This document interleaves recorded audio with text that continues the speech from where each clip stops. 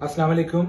Programme pharmacist talks में एक मरतबा फिर खुश आमदीद। मैं हूं आपका होस्ट डॉक्टर एजाज टीमा। मैं एक यूके क्वालिफाइड फार्मासिस्ट और प्रोफेसर हूं और आज की इस अहम वीडियो में मैं एंटीबायोटिक्स के बारे में आपको कुछ मालूमात फराहम करूंगा। नाजरीन, एंटीबायोटिक्स उन हीरोज का नाम है जो हमारे जिस्म में बीमारी की सूरत में बुरे जरासीम से लड़ाई लड़ते हैं। लेकिन इन एंटीबायोटिक्स के इस्तेमाल करने के कुछ असूल हैं, तो मुलाहिजा फरमाएं।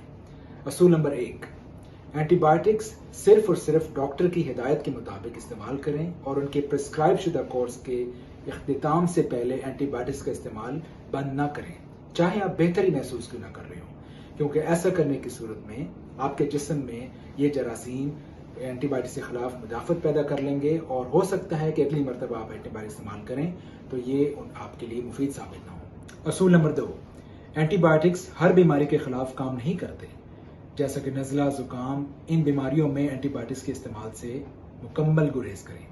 असूल नंबर 3, एंटीबायोटिक्स दूसरों के साथ शेयर ना करें, क्योंकि ज़रूरी नहीं कि हर एंटीबायोटिक हर एक के लिए मुफीद साबित हो। असूल नंबर 4, एंटीबायोटिक से बाज़ औक़ात आपका मैदा वक्ती तौर पर ख़राब हो सकता है, लेकिन अगर ये 2 दिन से ज़्यादा ख़राब रहे या कोई और साइड इफ़ेक्ट आप महसूस करें तो फ़ौरन अपने डॉक्टर या फार्मासिस्ट से रुजू करें।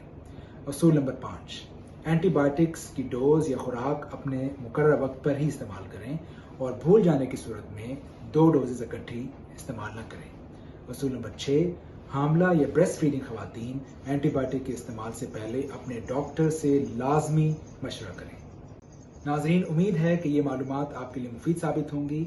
इस वीडियो को लाइक और सब्सक्राइब करें और दूसरों के साथ भी शेयर करें और देखते रहें प्रोग्राम फार्मासिस्ट टॉक्स। बहुत शुक्रिया।